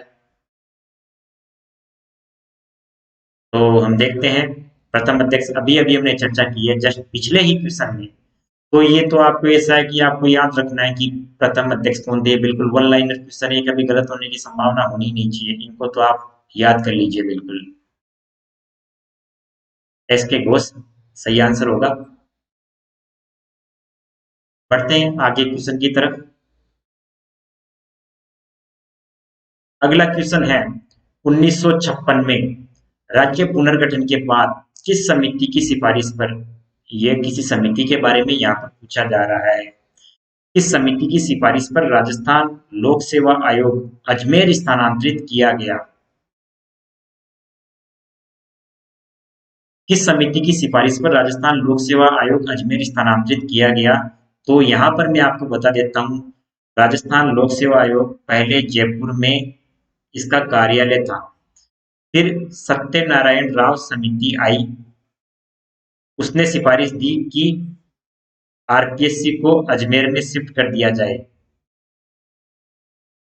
तो इस समिति की सिफारिश पर राज्य सरकार ने आरपीएससी को अजमेर शिफ्ट कर दिया गया। तो इसका जो सही आंसर होगा वह होगा सत्यनारायण राव समिति। ओके, ये बाकी के ऑप्शन गलत है। बढ़ते हैं अगले क्वेश्चन की तरफ। अगला क्वेश्चन पूछ रहा है, राजस्थान लोक सेवा आयोग अजमेर में स्थानांतरित होने से पूर्व, जब ये अजमेर में स्थानांतरित नहीं हुआ था उससे पूर्व किस शहर में स्थापित था? अभी अभी हमने चर्चा की थी, सबसे पहले जो आरपीएससी है वो जयपुर में था, उसके बाद में सत्यनारायण राव समिति। आरपीएससी सबसे पहले जयपुर में था, उसके बाद में सत्यनारायण राव समिति की सिफारिशों पर इसे अजमेर शिफ्ट कर दिया गया। तो 4 ऑप्शन बिल्कुल सही आंसर है, जयपुर इसका राइट आंसर होगा। पढ़ते हैं अगले क्वेश्चन की तरफ। वन लाइनर क्वेश्चन है, ज्यादा डिस्कशन का इशू नहीं है यहाँ पर, आप याद रखिए। सबसे पहले इसका जो कार्यालय था वो जयपुर में था, उसके बाद में सत्यनारायण राव कमेटी आई, उसने कहा कि इसको अजमेर ट्रांसफर करो, उसके बाद में अजमेर चला गया। एग्जैक्ट एड्रेस है गोगरा घाटी अजमेर। आप लोग खूब पढ़ते हैं, जो आरपीएससी की तैयारी करते हैं उनको सबको याद है कि कहाँ इसका कार्यालय है। आइए बढ़ते हैं अगले क्वेश्चन की तरफ।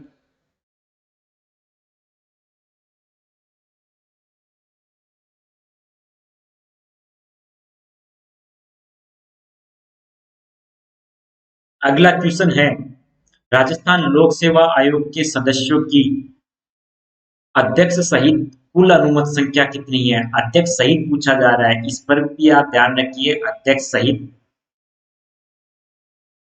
और अध्यक्ष रहित, इसकी कुल संख्या कितनी है? सहित और रहित में इसको बिल्कुल नोटिफाई कर लीजिए जब भी आप आंसर देने को हो। तो हमने देखा है कि अध्यक्ष और सदस्यों की जो संख्या डिसाइड करने का अधिकार दिया गया है। संख्या कौन डिसाइड करेगा कि इसकी संख्या कितनी होगी? हमने पहले वाले क्वेश्चन में भी देखा है, राज्यपाल ये संख्या डिसाइड करेगा। और राज्यपाल ने वर्तमान में ये संख्या डिसाइड कर रखी है 1+7, तो टोटल 8 होते हैं। वर्तमान में आरपीएससी के जो अध्यक्ष है, टोटल संख्या है सदस्यों की वह 8 हो जाएगी। कॉलेज लेक्चरर का जो कॉमन पेपर है राजस्थान जीएस का, उसमें ये वाला क्वेश्चन पूछा गया था। कॉलेज लेक्चरर की वैकेंसी जो 2015 में आई थी और उसके जो प्रोसेस 2018-19 तक चला, उसमें क्वेश्चन पूछा गया है कि आयोग के अध्यक्ष सहित कुल अनुमत संख्या कितनी है, तो 8 आंसर इसका होगा। ओके, अध्यक्ष सहित कितनी होती है? 1+7 होती है, 7 सदस्य होते हैं और एक इसका अध्यक्ष होता है। वर्तमान में जो इसके अध्यक्ष हैं वो है भूपेंद्र सिंह। अभी अभी 14 अक्टूबर को राज्य सरकार ने इसकी अधिसूचना जारी की है। इससे पहले दीपक उत्प्रेती इस पद पर रहे थे, अब उनका रिटायरमेंट हो गया है। और वर्तमान में जो 7 के 7 सदस्य हैं, सभी 7 पदों पर सारे सदस्य अपॉइंट है। मैं एक चीज यहाँ पर आपसे फिर से नोटिफाई करवाना चाहूंगा। अगर सवाल पूछा जा रहा है कि वर्तमान में कुल अनुमत संख्या कितनी है, तो आपको कभी भी ये नहीं बताना है कि वर्तमान में कितने सदस्य उन पदों पर अपॉइंट हैं, क्योंकि ऐसा क्वेश्चन कभी नहीं पूछा जाएगा, क्योंकि ये सदस्य कभी हटा दिए जाते हैं, कभी है।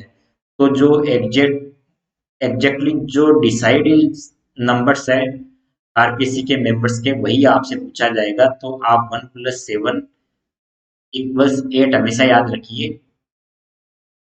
बढ़ते हैं अगले क्वेश्चन की तरफ। अगला क्वेश्चन हमसे पूछता है, दो या दो से अधिक राज्यों के लिए संयुक्त लोक सेवा आयोग, संयुक्त लोक सेवा आयोग के बारे में पूछा जा रहा है कि अध्यक्ष की नियुक्ति कौन करता है। आर्टिकल 315 में ही कहा गया है कि राज्यों के लिए एक संयुक्त लोक सेवा आयोग होगा। अगर कोई दो राज्य ये कहते हैं कि हम दोनों के लिए एक ही आयोग डिसाइड कर दिया जाए, तो संसद ऐसे आयोग की स्थापना कर सकती है। कौन करता है स्थापना? संसद इसकी स्थापना करती है, लेकिन इसके अध्यक्ष जो होते हैं, अध्यक्ष और सदस्य, अध्यक्ष और सदस्यों की नियुक्ति भारत का राष्ट्रपति करेगा और उनको हटाने का अधिकार भी भारत के राष्ट्रपति को ही होता है। लेकिन इसका उल्लेख आर्टिकल 315 में ही किया गया है। गठन इसका संसद करेगी। जब राज्य विधानमंडल ऐसी अनुशंसा करे दो राज्यों की, जैसे कि हरियाणा और पंजाब की एक बार किया गया था कि हमारे लिए जो कॉमन संयुक्त राज्य लोक सेवा आयोग है, ज्वाइंट पब्लिक सर्विस कमीशन है, उसकी आप स्थापना कर दीजिए जी। कभी जेपीएससी का नाम आता है तो झारखंड भी हो सकता है और ज्वाइंट भी हो सकता है। तो संसद ऐसा प्रावधान कर सकती है, लेकिन अध्यक्ष और सदस्य की नियुक्ति राष्ट्रपति ही करेगा। देखते हैं अवेलेबल ऑप्शन की तरफ। संबंधित राज्यपालों की सिफारिश पर भारत के राष्ट्रपति द्वारा, राज्यपाल इसमें कोई भी सिफारिश नहीं कर सकते हैं। इसके बाद में अगला ऑप्शन है, ये ऑप्शन गलत हो जाएगा। सभी संबंधित राज्यों के राज्यपाल की समिति द्वारा, राज्यपाल एक समिति बनाकर राष्ट्रपति को रिकमेंडेशन देंगे कि आप इनकी नियुक्ति करो, ऐसा भी बिल्कुल नहीं होता है। ये वाला ऑप्शन भी गलत होगा। इसके बाद में देखते हैं सबसे बड़े राज्य के राज्यपाल के कारण जिन जिन राज्यों ने अभिशंसा की है कि हमारे लिए एक ज्वाइंट पब्लिक सर्विस कमीशन की स्थापना की जाए, उनमें से जो सबसे बड़े राज्य का राज्यपाल होगा उसकी सिफारिश के आधार पर नियुक्ति की जाएगी। लेकिन ऐसा भी नहीं है, ये वाला ऑप्शन भी बिल्कुल गलत है। यहाँ पर ऑप्शन सही है, वो है भारत के राष्ट्रपति द्वारा ज्वाइंट पब्लिक सर्विस कमीशन के अध्यक्ष और सदस्यों की नियुक्ति की जाती है। राइट आंसर ये होगा। अगला क्वेश्चन भी ज्वाइंट पब्लिक सर्विस कमीशन के बारे में ही है।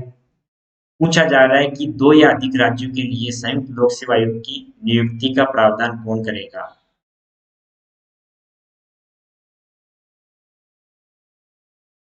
इस क्वेश्चन का अर्थ ये है, नियुक्ति का प्रावधान कौन करेगा। इस क्वेश्चन में वास्तव में ये पूछा जा रहा है कि जेपीएससी के गठन के बाद यह डिसाइड कौन करेगा कि अध्यक्ष और सदस्य की नियुक्ति होनी है। इसमें क्वेश्चन ये नहीं पूछा जा रहा है कि कौन कौन इनकी नियुक्ति करेगा। क्वेश्चन पूछा जा रहा है कि नियुक्ति का प्रावधान कौन करेगा। तो भारत की जो संसद है, जब कोई भी दो राज्यों के विधानमंडल है वो अभिशंसा करते हैं कि हमारे राज्यों के लिए एक ज्वाइंट पब्लिक सर्विस कमीशन बनाया जाए, तो संसद उनकी अभिशंसा पर ज्वाइंट पब्लिक सर्विस कमीशन की स्थापना करती है और साथ में वो संयुक्त लोक सेवा आयोग की नियुक्ति का प्रावधान करती है या संयुक्त लोक सेवा आयोग की गठन का प्रावधान करती है, तो ये सेम बात है। हमारे सामने अवेलेबल ऑप्शन है संसद। संसद बिल्कुल सही आंसर होगा, बाकी के ऑप्शन यहाँ पर गलत हो जाएंगे। पढ़ते हैं अगले क्वेश्चन की तरफ। अगला क्वेश्चन पूछा जा रहा है यहाँ पर, राजस्थान सिविल सेवा प्राधिकरण कहाँ स्थित है? अजमेर में नहीं है, कोटा में नहीं है, जोधपुर में नहीं है, तो राजस्थान सिविल सेवा प्राधिकरण जयपुर में स्थित है।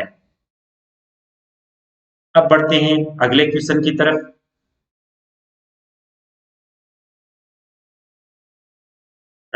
राजस्थान में कार्यरत राजस्थान में कार्यरत राजस्थान में कार्यरत भारतीय प्रशासनिक सेवा के अधिकारियों का चयन कौन करता है? क्वेश्चन पूछा जा रहा है कि भारतीय प्रशासनिक सेवा, Indian administrative service, IAS, IAS के सदस्य, आईएएस के जो लोग हैं, आईएएस है, वो पूरे भारत में होते हैं, सभी राज्यों में होते हैं, लेकिन इनका चयन है वो एक ही संस्था करवाती है, और उस संस्था का नाम है वो यूपीएससी है। यूपीएससी इनका एग्जाम लेती है और फिर उनको सभी राज्यों में यहाँ पर भेजती है। तो संघ लोक सेवा आयोग, यूनियन पब्लिक सर्विस कमीशन भारतीय प्रशासनिक सेवा के अधिकारियों का चयन करता है, भले ही राज्य कोई भी हो, चाहे राजस्थान हो, गुजरात हो, हरियाणा हो। इसका सही ऑप्शन होगा संघ लोक सेवा आयोग। और आर आईएएस की तरह ही आरएएस की जो नियुक्ति है वो करती है आरपीएससी।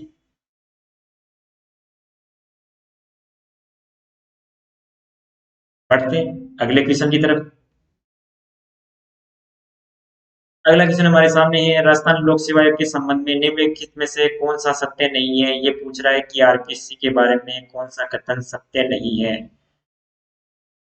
आरपीएससी के बारे में। तो पहला ऑप्शन हम देखते हैं, आयोग के सदस्य भारत के राष्ट्रपति द्वारा नियुक्त किए जाएंगे। ये कह रहा है कि जो आरपीएससी के सदस्य हैं वो भारत के राष्ट्रपति द्वारा नियुक्त किए जाएंगे। तो जैसा कि हमें ध्यान है, नियुक्ति है वो इनकी राज्यपाल करता है। भारत का राष्ट्रपति इनको केवल हटा सकता है, राष्ट्रपति इनको केवल हटा सकता है, नियुक्ति करने का अधिकार राज्यपाल को होगा। इसके बाद में जो, तो यह वाला ऑप्शन, यह पूछ रहा है कि कौन सा कथन सत्य नहीं है। यह वाला ऑप्शन बिल्कुल सत्य नहीं है। ठीक है, हम सत्य, जो क्वेश्चन सत्य नहीं है उनके एक बार क्रॉस मार्क कर देते हैं।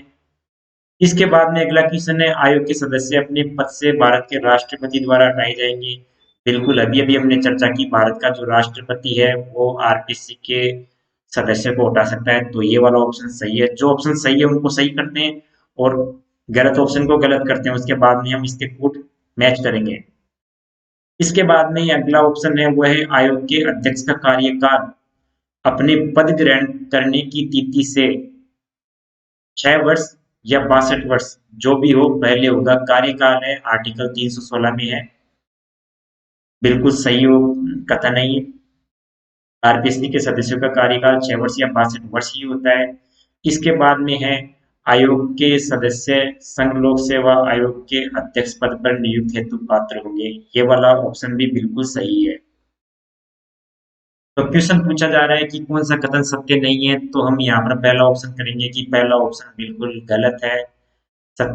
जो सत्य नहीं है वो पहला ऑप्शन आएगा और इसका यही आंसर होगा।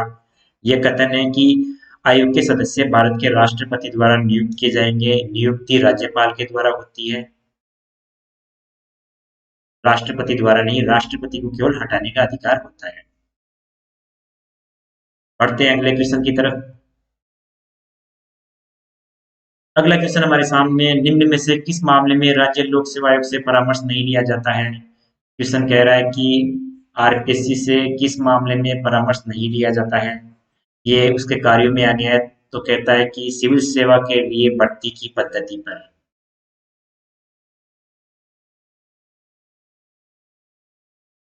तो आरपीएससी है वो आरएस का एग्जाम लेती है और उसकी भर्ती की पद्धति के संबंध में जो राज्य सरकार है उसको सिफारिश भी करती है, और इसीलिए उसको जो मेरिट सिस्टम है, मेरिट सिस्टम का जो वॉचडॉग है वो आरपीसी को बोलते हैं, watchdog, watchdog of the merit system, RPC को यह बोला जाता है। इसके बाद में अगला ऑप्शन है, यह ऑप्शन बिल्कुल सही है।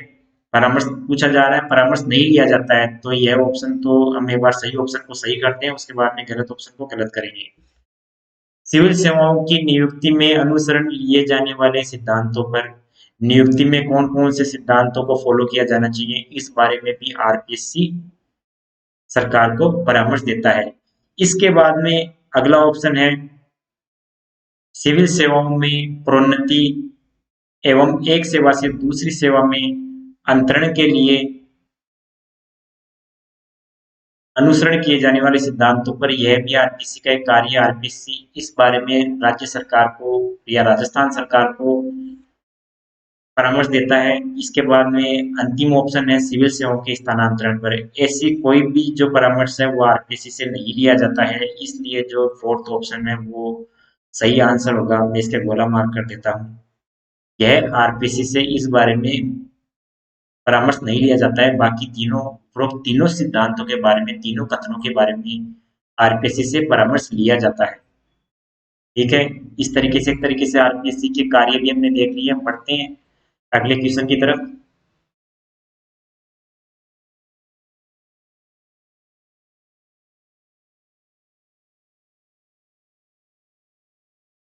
अगला क्वेश्चन है, हरिश्चंद्र माथुर राजस्थान राज्य लोक प्रशासन संस्थान, इसको बोलते हैं एचसीएम रीपा। हरिश्चंद्र माथुर राज्य लोक प्रशासन संस्थान कहाँ पर है? यह संस्थान जयपुर में है और वर्तमान में जेएलएन मार्ग पे स्थित है। यह संस्थान जो राजस्थान की जो प्रांतीय सिविल सेवा है या राजस्थान एडमिनिस्ट्रेटिव सर्विसेज है, उसके लिए यह ट्रेनिंग अवेलेबल करवाती है, और यह ट्रेनिंग संस्थान ही है, राजस्थान का जो ट्रेनिंग संस्थान है, राज्य स्तरीय ट्रेनिंग संस्थान, वो एचसीएम रीपा है। और आरएस के अलावा यहाँ पर राजस्थान अकाउंट सर्विस और सभी एग्जाम्स की जो फाउंडेशन ट्रेनिंग होती है वो एचसीएम रीपा में होती है। फाउंडेशन ट्रेनिंग के लिए HCM RIPA training program organize करवाता है, ट्रेनिंग संस्थान है बेसिकली ये। पढ़ते हैं आगे की तरफ।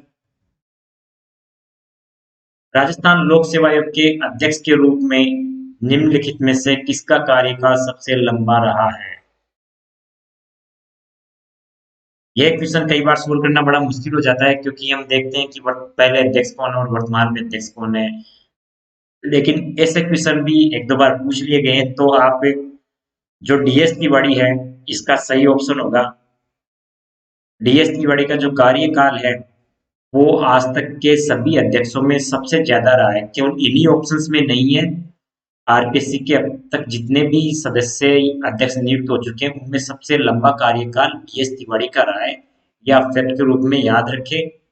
और इसके बाद में जो सबसे छोटा कार्यकाल है,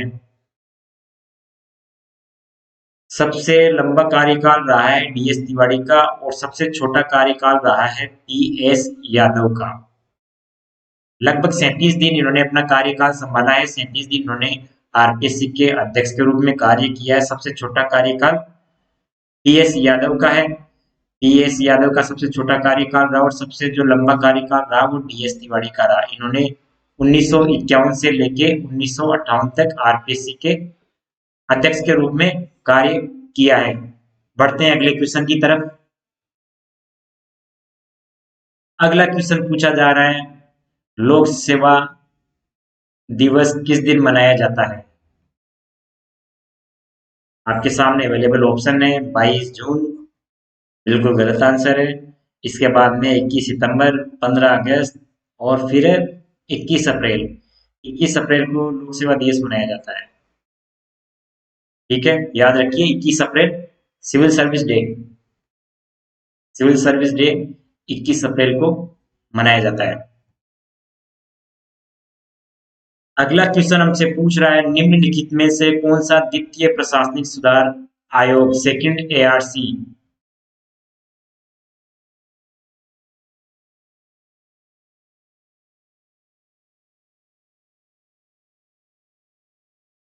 सेकंड एआरसी है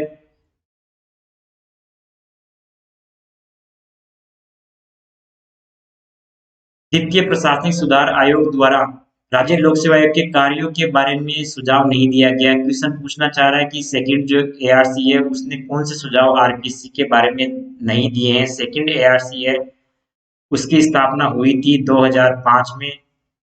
2005 में सेकंड एआरसी की स्थापना हुई थी और इसने जो इससे पहले जो फर्स्ट एआरसी था उसकी स्थापना 1967 और 68 में हुई थी। तो देखते हैं हम अवेलेबल ऑप्शन की तरफ। राज्य सरकार के अधीन उच्च स्तरीय पदों के लिए उम्मीदवारों की भर्ती, इस संबंध में सेकेंड एआरसी ने अपनी रिकमेंडेशन दी है।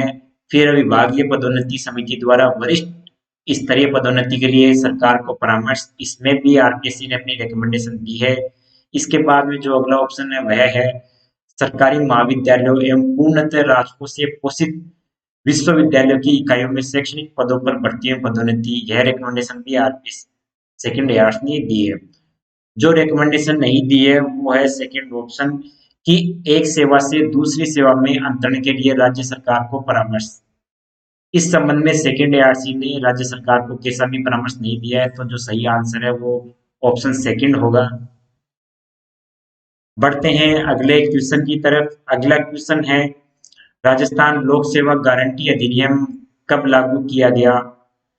तो जो एग्जैक्ट डेट थी वो थी 14 नवंबर 2011 को राजस्थान लोक सेवा गारंटी अधिनियम लागू किया गया। यह जो टॉपिक है राजस्थान लोक सेवा गारंटी अधिनियम, यह आरएस मेंस में भी अलग से टॉपिक दिया गया है। आरएस मेंस का जो थर्ड पेपर है, थर्ड पेपर की सेकंड यूनिट में राजस्थान लोक सेवा गारंटी अधिनियम इसको सिलेबस में दिया गया और सेकंड यूनिट जो लोक प्रशासन वाला पार्ट है।